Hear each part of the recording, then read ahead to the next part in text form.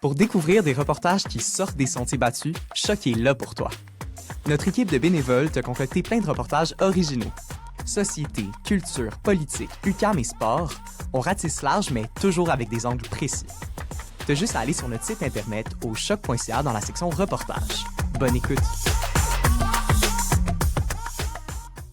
Pour découvrir les meilleures nouveautés musicales d'ici et d'ailleurs, c'est au palmarès de choc.ca que ça se passe. Découvre les 40 meilleurs albums locaux et les 40 meilleurs albums internationaux, tous styles confondus, au choc.ca/palmarès. Et si tu en veux plus, écoute les émissions du palmarès en direct et en rediffusion sur le choc.ca. Les palmarès de choc.ca, la référence musicale à Montréal. Coucou, c'est Isabelle de Petite Amie et vous écoutez choc.ca.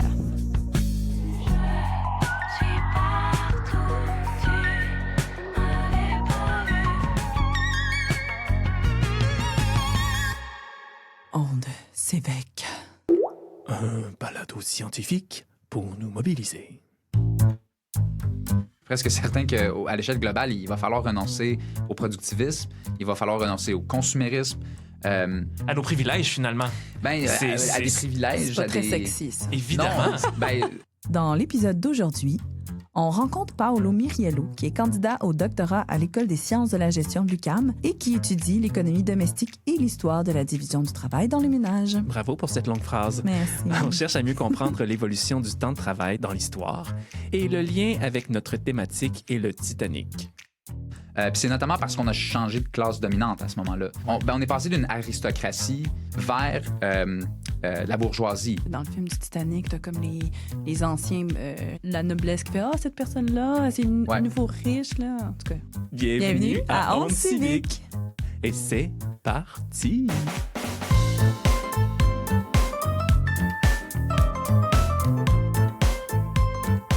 On répond entre autres aux questions suivantes. Est-ce que réorganiser le travail est suffisant pour avoir l'impression de moins manquer de temps de qualité? Quelles sont les conséquences de travailler moins? D'où vient cette perception que plus on travaille, mieux on est perçu? Pourquoi on dit que notre système économique exploite les autres? Est-ce que l'intelligence artificielle va nous sauver? Comment la crise écologique est liée au problème du manque de temps de qualité?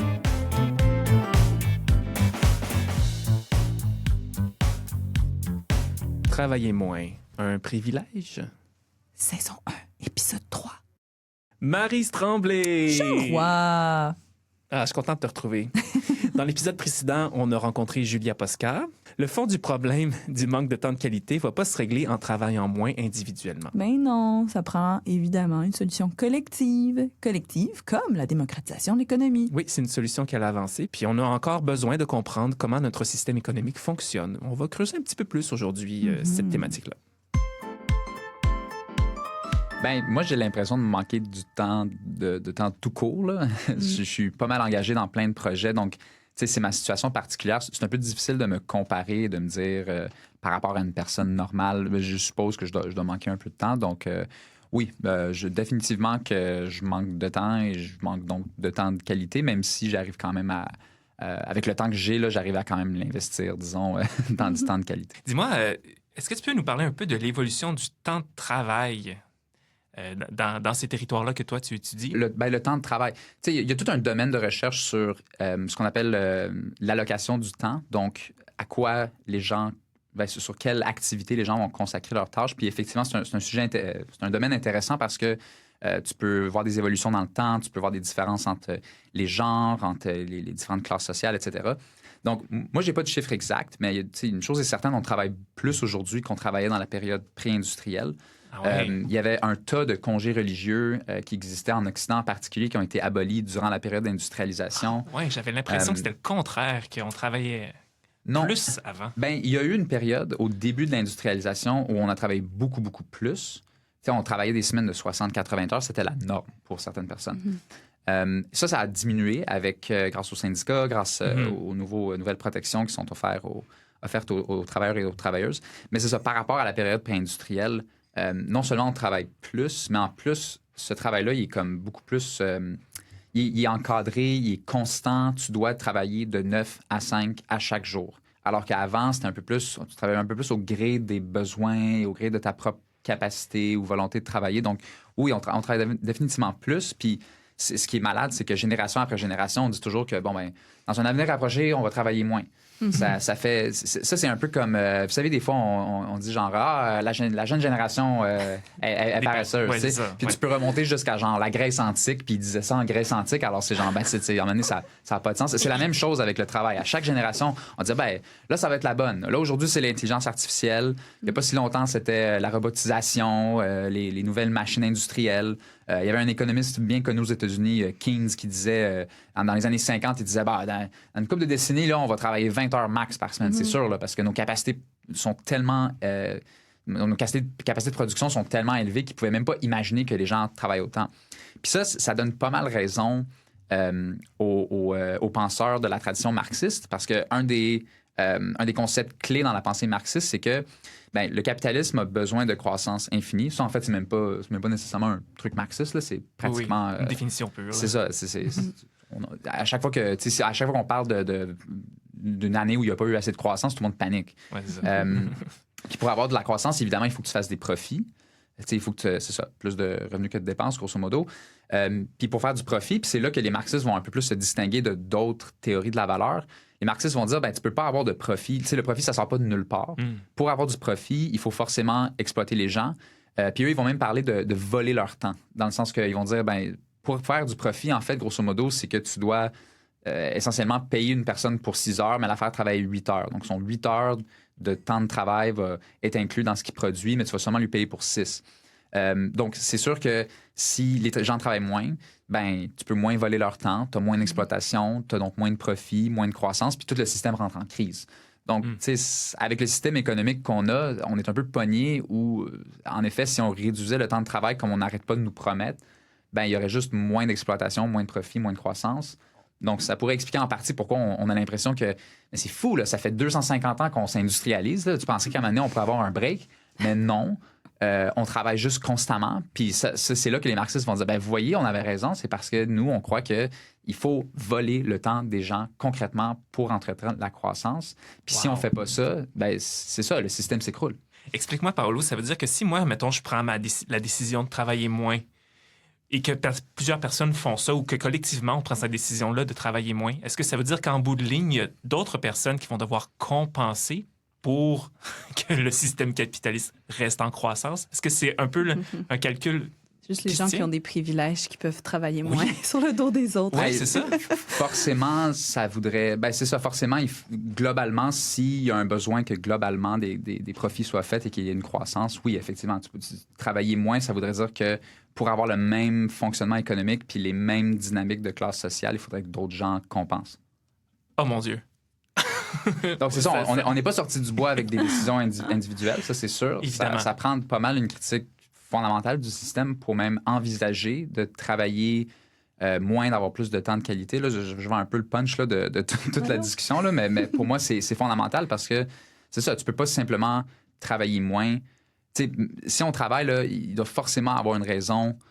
Il doit forcément avoir une importance au travail pour que, malgré le fait qu'on a concrètement augmenté nos capacités productives, il n'y a aucun concours. Là, puis on a concrètement aussi des algorithmes, puis tout plein de technologies, puis de l'intelligence artificielle qui pourraient potentiellement nous amener à travailler moins.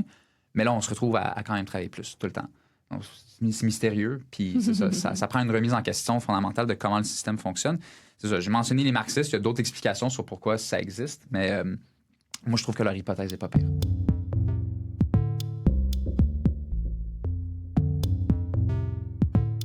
Paolo, dis-moi, ça a été quoi les conséquences de cette évolution du temps de travail sur les ménages? Parce que, étant donné qu'on travaillait moins avant, là, est-ce que ça crée une pression sur les ménages, en fait, aujourd'hui?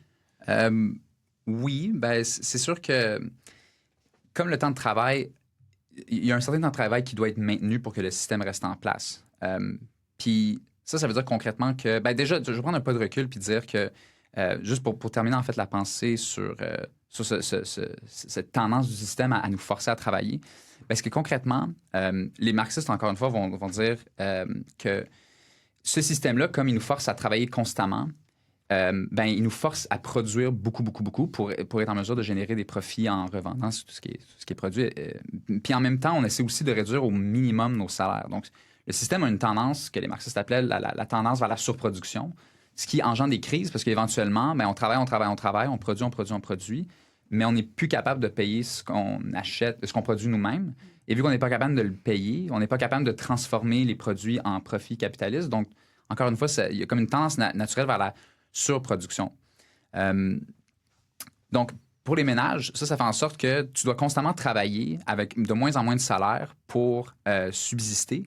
Ça veut dire que, évidemment, ben, tu peux accorder moins de temps pour le travail ménager. Tu sais, encore une fois, quand on revient à l'entrée en masse des femmes sur le marché du travail, on peut se demander si, justement, ça ne faisait pas partie du problème. Tu sais, globalement, on produisait plus, mais on payait les gens de moins en moins. Puis en fait, les femmes ont participé sur le marché de l'emploi durant l'industrialisation. Là, c'est juste qu'il y a eu des évolutions, ils ont travaillé plus, moins. Avant l'industrialisation, même, ils produisaient puis ils vendaient des trucs sur le marché pour faire rentrer des revenus supplémentaires. Tout ça parce que, justement, le système tend à nous donner le moins de salaire possible pour le plus de production possible. Et on a besoin aussi que cette production soit achetée pour que le système continue. Donc, c'est logique que, ben, ce qui est bon pour le système, c'est que tu travailles beaucoup et que tu consommes beaucoup. Donc, vu qu'il y a ce besoin de travailler davantage pour avoir plus de revenus, pour consommer, pour que, justement, tout se tienne en place au niveau du système de marché, ben, c'est ça. Il y a quand même du travail à faire, puis il y a une très grande partie de ce travail-là qui est assumé par l'État. C'est également quelque chose qui est intervenu.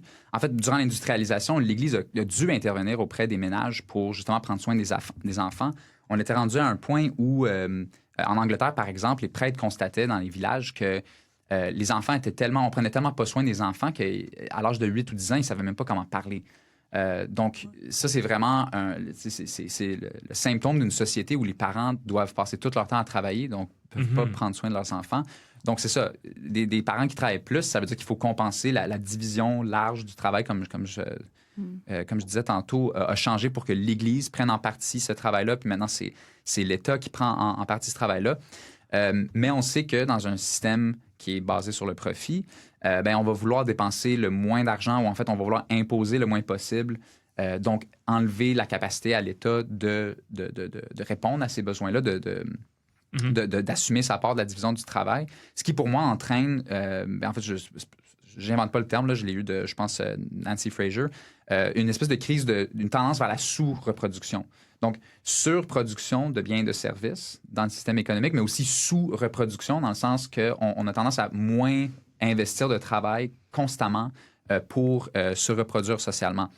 Donc, comme maintenant, il y a une grande partie du travail qui est assumé par l'État, ça veut dire que du moment qu'on réduit la qualité ou la quantité des services, bien, on est en train de globalement réduire le temps de travail que la société dépense pour prendre soin d'elle-même. Mm-hmm. Et moi, en tout cas, il faudrait que j'enquête davantage sur le phénomène, mais c'est clair que les ménages compensent quand il y a moins de services publics. Donc, voilà, c'est ça finalement l'impact que ça a de devoir travailler autant pour gagner de l'argent, pour que finalement...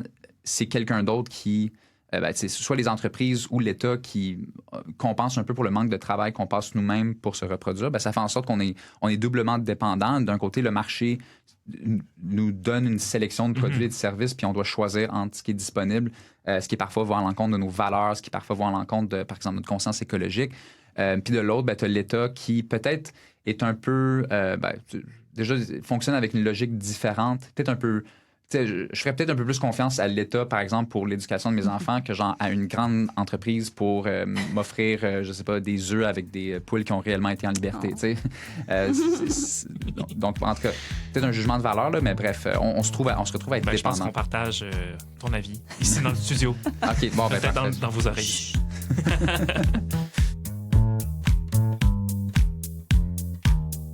Trucs et astuces. Bien, étant donné que c'est un balado de vulgarisation scientifique, on voulait quand même vous partager des trucs de recherche qu'on fait au jour le jour dans le contexte du balado, mais pour vous outiller aussi dans cette recherche-là. C'est enfin le temps de vous parler d'un texte de Jonathan Martineau. Jonathan Martineau, professeur dont la spécialité est le temps et les temporalités. Donc, On peut dire que c'est très en lien avec ce qu'on discute en honte civique. Tout de Jonathan Martineau aurait pu être pertinent de vous parler aujourd'hui. J'ai commencé un texte qui s'appelle « L'ère du temps, modernité capitaliste et aliénation temporelle ». J'ai été un peu paresseuse parce que c'est un texte de 193 pages. J'ai commencé à lire. C'est super intéressant. Fait que peut-être qu'un peu plus tard, je vous ferai un petit topo là-dessus. Mais je me suis rabattue sur un article scientifique qu'il a coécrit avec Jonathan Durand-Folco et qui est donc seulement de 20 pages. Donc, ça me sauve un peu de temps. Et c'est un texte scientifique qui est accessible à tous. Vous allez sur Google Scholar, vous mettez « Paradoxe de l'accélération des rythmes de vie et capitalisme contemporain, les catégories sociales de temps à l'ère des technologies algorithmiques ». Et vous pouvez mettre les auteurs, Jonathan Durand-Folco et Jonathan Martineau, et vous allez trouver cet article-là que vous allez pouvoir downloader gratuitement. Et en gros, l'hypothèse, c'est que à notre époque, il va y avoir une reconfiguration du régime de temps et de certaines catégories sociales de temps. Donc, tu sais, on parlait, entre autres, à Honte civique, qu'on a un temps qui est un temps de travail, un temps qui est de tâches ménagères et un temps de loisir. Puis là, nous, on réfléchit le temps de loisir. Mais là, eux, ce qu'ils disent, c'est justement, le temps de loisir, il commence à devenir accaparé par une autre forme de temps qui est le temps d'écran. Et ce temps d'écran-là, il est en fait pas extra-économique, dans le sens où les loisirs, généralement, dans l'histoire, c'est un temps qui est totalement libre. Eux appellent ça eudonique et discrétionnaire. Mais dans le sens où on peut faire ce qu'on veut, on n'a pas d'attache, on n'est pas en train de travailler, on se fait juste du plaisir, puis c'est totalement libérateur, parce qu'on n'a pas à être productif. Puis là, ce que ça dit, c'est que le temps d'écran, il nous rend productifs sans qu'on le veuille vraiment. Donc, c'est plus tant du temps libre. Parce que quand on est sur nos écrans, on est surstimulé par différentes intrusions du marché, tu sais, tout ce qui est publicité, toutes les données qu'on passe en étant sur nos écrans à ces grosses entreprises-là, ça devient aussi une sorte de travail parce qu'on est en train d'offrir un peu du travail invisible, hein, d'une autre sorte. Donc, c'est un peu ce que nous apprend ce texte-là. Et en gros, ça vient un peu contrecarrer la solution de Catherine, considérant que si on travaillait moins, on serait donc mieux et on ressentirait moins cette accélération de la vie. Mais si on prend cet article-là, ça serait plus ou moins vrai parce que ce temps-là qui serait libéré ne serait pas nécessairement libéré de bonne façon. Donc, on serait probablement plus devant nos écrans et on serait donc toujours pas satisfait et bien. Donc, voilà, c'est un peu ça que je dis. Notre contenu vous donne le goût de nous interpeller, vous fait réagir. N'hésitez pas à nous contacter ou à commenter. On est sur Facebook, LinkedIn et Instagram. Puis, comme tout ça évolue, je vous invite à consulter notre site web pour savoir comment nous contacter. Ondecivique avec des s.com. Vous trouverez toutes les manières de nous voir. On voulait remercier aussi notre partenaire pour ce balado de la saison 1, qui est, entre autres, la chaire entrepreneuriat altérité société de l'UQAM, qui nous soutient dans notre démarche pour rencontrer des entrepreneurs qui sont ancrés dans le changement social. Honte civique, un balado scientifique pour nous mobiliser. On a entendu Paolo un peu plus tôt qui nous parlait de comment est-ce que le temps de travail a évolué dans le temps, dans l'histoire. Puis là, on a pu rayer 2 hypothèses quand même, regardant ce qui s'est produit dans le passé. Donc, on a pu voir qu'il y a eu une évolution du temps de travail. Donc, au début, il y avait l'industrialisation, on travaillait pas mal. Puis après ça, les syndicats ont permis de réduire le temps de travail. Mais on est encore dans une époque où on a l'impression de manquer de temps. Donc, cette vision historique-là permet de nous dire que c'est pas en diminuant techniquement le temps de travail qu'on améliorait nos conditions, parce qu'on est encore dans des conditions de manque de temps de qualité. Et aussi, tout ce qui est argumentaire technologique, là, que les technologies vont nous sauver, vont nous permettre d'économiser du temps. On voit que c'est un argumentaire qui, dans le temps, n'a pas été concluant. Les fameuses technologies ne nous ont pas permis de récupérer du temps. Paolo nous a parlé de pourquoi ces initiatives-là n'ont pas marché. Puis, entre autres, il nous a parlé du capitalisme. Hein? Comme quoi, le capitalisme a besoin de croissance, de profit. Puis, pour atteindre ces profits-là, le capitalisme a besoin de voler du temps aux gens. Donc, si on travaille moins, on peut imaginer que c'est d'autres personnes qui vont écoper. Paolo va commencer à parler des solutions que lui envisage pour régler la problématique de Catherine. Paolo, d'où vient cette perception-là que plus on travaille beaucoup et fort, plus on est bien perçu dans notre société? Bien, je pense qu'il y a plusieurs phénomènes qui contribuent à ça. Déjà, ça va un peu de soi qu'il faut travailler pour survivre, sauf quand on est dans certaines situations particulières, une personne âgée, infirme, etc. Puis ça fait même très longtemps que dans les classes dominantes, il y a souvent un discours qui visait à culpabiliser ou à s'assurer que les gens normaux soient poussés à travailler. L'aristocratie féodale le faisait, le clergé le fait. On condamne en fait la fainéantise. Oui. Après tout, c'est ça, pour que les riches soient riches, il faut que les pauvres travaillent. Donc, si les pauvres ne travaillent pas, il faut trouver une manière de les mobiliser. Là, de les mobiliser, c'est ça. Puis de s'assurer de les punir même lorsque ils ne travaillent pas assez. Parce que, tu sais, souvent, à plusieurs reprises dans l'histoire, on a vu carrément des efforts concertés de l'État ou de l'Église pour s'assurer que, ben, tu sais, arrêtez de rien foutre, vous devez travailler parce qu'on n'est pas assez productif. Puis voilà. Donc, une chose qui a changé par contre, ça a comme presque pas changé à travers le temps, ce qui a changé par contre, c'est la mentalité que les riches ont envers leur propre travail. C'est-à-dire qu'avant, c'était bien vu de ne pas avoir à travailler. On se disait, ben, si moi je réussis à vivre dans l'oisiveté, c'est la preuve de mon privilège en tant que personne riche. Donc ça a vraiment radicalement changé environ au moment où le capitalisme a fait son apparition. Puis c'est notamment parce qu'on a changé de classe dominante à ce moment-là. On est passé Qu'est-ce que tu veux dire? On est passé d'une aristocratie où le pouvoir était basé sur la noblesse, l'héritage, la famille. On disait que ça venait de Dieu lui-même qui avait nommé ces personnes-là, vers la bourgeoisie, qui est une autre espèce de classe sociale qui essentiellement veut dire des gens qui sont des propriétaires d'entreprises. Qui ont du pouvoir. Qui ont du pouvoir, mais économique avant d'être politique. Voilà, OK. On le voit sur le Titanic, là, dans le film du Titanic, t'as comme les anciens, la noblesse qui fait « Ah, cette personne-là, c'est un nouveau riche. » Mais c'est ça. Puis c'est ça, t'as vraiment un changement de garde en termes de qui a vraiment comme les rênes sur l'économie, l'État, etc. Donc, comme les aristocrates ont été renversés, c'est ça, les aristocrates ont remplacé les bourgeois. On pense aujourd'hui aux gens qui sont les plus riches sur la planète. Disons Bill Gates, Jeff Bezos. Ces gens travaillent constamment. Donc, je pense qu'il y a plusieurs autres raisons qui expliquent ça. On pourrait parler de l'éthique de travail protestante qui est aussi devenue dominante à travers le temps. Mais moi, je m'en tiendrais à ça. C'est que concrètement, ça a toujours été dans l'identité même de la classe dominante qu'on a aujourd'hui, c'est-à-dire une classe qui domine grâce à son pouvoir économique.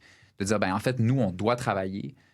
Puis on veut travailler parce que non seulement on a du pouvoir, mais on veut en avoir encore plus parce qu'on considère que si tout le monde se force et tout le monde fait de la concurrence le plus possible, tout le monde va avoir des meilleurs résultats plutôt que d'être fainéant. Donc c'est ça, c'est quand même une classe dirigeante qui essaie d'être cohérente dans sa manière de faire valoir le travail. Donc là, la question se pose, en quoi le fait que les riches aient changé de mentalité par rapport au travail nous affecte? Ben, là, je pense que la réponse, c'est concrètement que les classes plus pauvres ont toujours historiquement eu tendance à vouloir imiter les riches. Probablement parce que c'est comme plus cool de dire que t'es riche que de dire que t'es pauvre. Ils aspirent vraiment à ce que les riches ont, finalement. Là. Oui, puis depuis au moins la modernité, on peut vraiment observer une espèce un jeu d'imitation entre les pauvres et les riches où on va essayer de s'habiller comme les riches, on va essayer d'avoir les modes de vie des riches. La même voiture que les riches, s'endetter, tout ça, oui. Pensons aux réseaux sociaux, par exemple.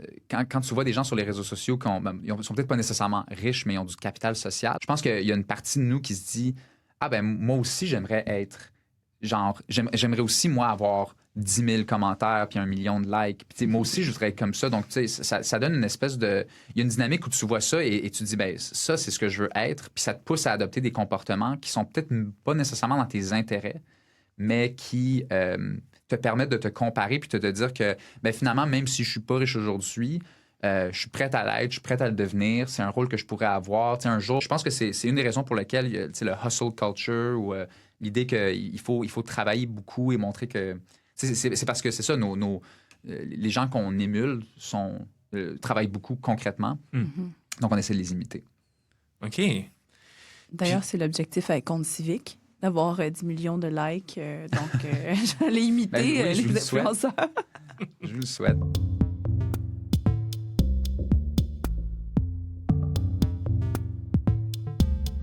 Et qu'il existe des solutions au manque de temps, de qualité, à part ce qu'on a déjà abordé, là? Tu sais, jusqu'à présent, moi, la manière que j'exprime, ma façon de penser, c'est que il n'y a pas de solution facile parce que c'est un problème structurel.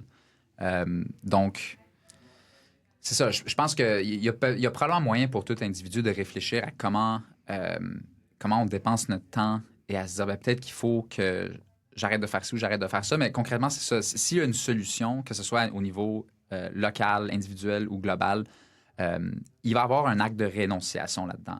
Il faut renoncer à des modes de vie. Il faut renoncer peut-être à l'échelle globale, c'est ça. En fait, pas peut-être, mais je suis presque certain qu'à l'échelle globale, il va falloir renoncer au productivisme. Il va falloir renoncer au consumérisme. À nos privilèges, finalement. À des privilèges. C'est pas très sexy, ça. Évidemment. Non, définitivement pas très sexy. Donc, moi, j'essaie d'être un peu plus réaliste. Là. Moi, personnellement, je suis pas du genre à vouloir vendre du rêve et dire que, en fait, on va juste plus se parler et mieux s'organiser, puis tout va bien aller. Là. Je pense qu'il y en a qui trouvent que... Par exemple, David Graeber, il a parlé... j'ai même pas parlé du livre Bullshit Jobs, là, qui est quand même assez important dans cette discussion-là, parce que lui, ce qu'il va dire, c'est il y a plein de jobs, en fait, que c'est de la merde. C'est des jobs complètement inutiles. Sa thèse a été contestée. Là. Il y en a qui disent, il exagère un peu avec l'idée que ces jobs-là sont complètement inutiles. Mais c'est ça, ça représente quand même une façon de penser où on se dit en fait, si on travaille autant, c'est peut-être parce qu'il y a beaucoup de bullshit jobs. Puis que si on débarrassait tous les bullshit jobs, là, on pourrait on aurait des bras, on aurait de la main-d'œuvre disponible pour partager un peu plus le reste de la job, puis tout le monde serait heureux. Donc, ça, c'est une hypothèse que je partage pas particulièrement, dans le sens que je pense que c'est pas juste une question de réorganiser le travail. Il y a vraiment... il y a des niveaux de vie, puis des niveaux de production, puis des niveaux des capacités de consommation qui, pour moi, vont devoir être revus de fond en comble si on est pour... là, je parle, puis c'est comme si j'ai oublié que je parlais du temps de travail parce que c'est exactement le même discours, je pense, qu'on a au niveau écologique. Mais pour moi, ça s'applique aussi au temps de travail. Ces deux choses sont liées. Forcément, le système épuise deux choses, là, des ressources naturelles et du temps humain. Si on veut être capable de, se réapproprier notre temps et avoir une consommation plus saine, c'est ça, il faut revoir... pas juste la façon d'organiser le travail, ça va être important parce qu'effectivement, on est dans un système qui est pas efficace globalement, qui est justement fondé sur la concurrence au lieu de la coopération. On pourrait être beaucoup plus coopératif dans notre manière d'organiser les choses, ce qui nous aiderait sans doute à sauver du temps. Mais je pense aussi que si on voulait, par exemple, être plus démocratique ou faire plus attention à certaines choses, il y aurait plus de temps de travail aussi. Puis peut-être que si on renonce à certaines technologies, il va falloir compenser avec plus de travail manuel. Donc bref, je pense que dans l'équilibre, globalement, pour avoir plus de temps de qualité, il va falloir faire des choix en termes de notre niveau de production, notre niveau de consommation. Clairement. Oui, puis c'est pas à toi que je vais poser cette question-là, mais comment on fait ça? C'est tout un travail politique qui va se faire sur des tables qui réunissent beaucoup de personnes. Je pense, j'ai l'impression. Ça peut pas se faire à petite échelle, là. Qu'est-ce qu'il faut faire pour que ça change vite? Parce que ça, c'était une des préoccupations de Catherine, là. Elle avait une urgence de régler ça. Sur quelle échelle, je sais pas, là. Je pense pas qu'elle parlait de demain. Ouais. C'est sûr que dès que tu veux changer les choses vite, il y a vraiment, à mon avis, un risque que tu te plantes parce que si tu essaies d'aller trop vite, surtout pour des changements autant individuels que sociétaux, c'est-à-dire que même à l'échelle individuelle, tu veux changer d'habitude, c'est long changer des habitudes. C'est long à adopter des nouvelles habitudes, à adopter un nouveau mode de vie, s'habituer à ce nouveau mode de vie. Mais je pense que si... pas nécessairement juste à l'échelle individuelle, mais si collectivement et individuellement, on s'arrange pour adopter des nouveaux modes de vie, ça va prendre du temps, juste pour qu'on le pratique et qu'on apprenne à le faire. Puis peut-être que si un jour les choses changent rapidement, c'est parce qu'il y aura eu tellement de gens, tellement d'organisations, il y aura tellement comme d'infrastructures, pour ainsi dire, qui va avoir changé sa façon de faire pour libérer plus de temps, puis pour toutes les autres choses qu'on a mentionnées. Que là, les gens vont voir que c'est un modèle viable, puis là, tu peux avoir réellement un changement de paradigme où, globalement, les gens se disent « finalement, là, on a vu que c'est tel et tel groupe ou tel et tel réseau, je sais pas trop, eux, ils font les choses différemment, nous, on veut ça.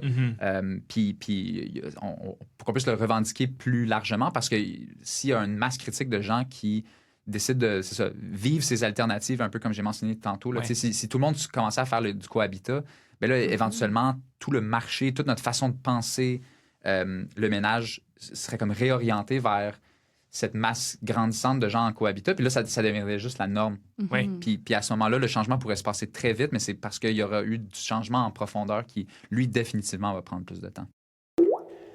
Paolo nous a expliqué que c'est pas on peut pas arriver facilement à solutionner ce problème-là de manque de temps de qualité parce que ça demanderait de s'attaquer à une structure. Puis ça demande un changement de plusieurs organisations. Hein. Il faut qu'il y ait plusieurs personnes qui s'organisent pour que ça fonctionne.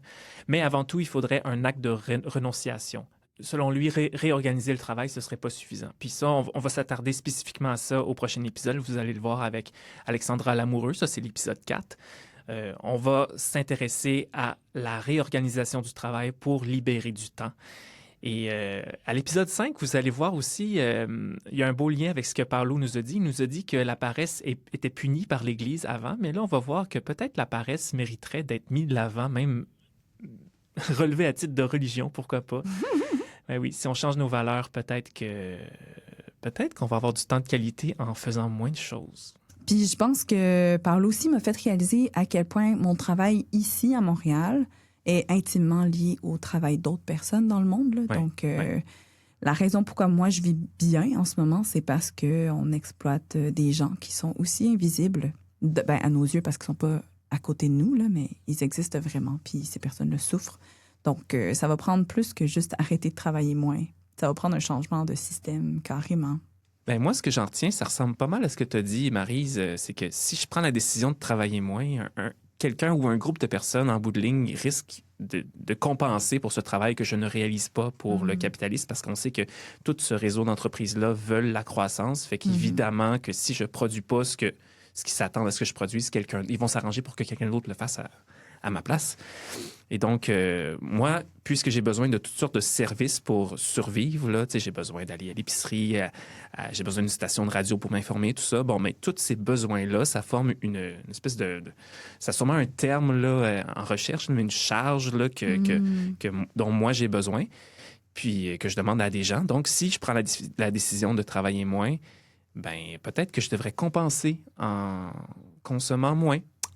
Je trouve que c'est très, très intéressant. Oui, c'est ça. Mais je sais pas, c'est peut-être que la logique ne s'applique pas vraiment. Mais j'ai l'impression que ce serait une solution qui s'appliquerait. Là, si tout le monde avait plus de temps, puis avec ce temps-là disponible, consommerait moins, ça ferait une belle bouffée d'air, ça. Ça me fait penser à une chanson que Abigail, qui est mon enfant, et Albert ont créée. Dans la chanson, on dit des exemples des choses qu'on peut faire dans nos temps libres qui ne sont pas de la consommation. Oh! Cette première saison est soutenue par le Fonds de recherche du Québec et la chaire entrepreneuriale Altérité Société et Oxfam. On remercie notre invité, Paolo Miriello. Il était tellement pertinent qu'on a décidé de le réinviter pour parler de la répartition du travail invisible. On vous rappelle aussi que toutes les sources qui ont été nommées dans l'épisode, on peut les retrouver dans la description de l'épisode. Dans le prochain épisode, on rencontre Alexandra Lamoureux. Elle nous révèle que l'implantation de la semaine de 4 jours dans les entreprises, ça marche assez bien. En fait, là-dedans, la plupart des projets pilotes, les entreprises qui l'ont essayé, il y a comme 92% qui sont restés finalement. Et est-ce que vous vous êtes déjà demandé pourquoi Einstein prenait sa douche? Einstein, les Darwin de ce monde, toutes ces idées-là, ça arrivait dans la douche. Fait que je veux dire, il faut l'espace pour les avoir, ces idées-là. Ça aussi, c'est convaincant d'essayer quand même. Et c'est fini.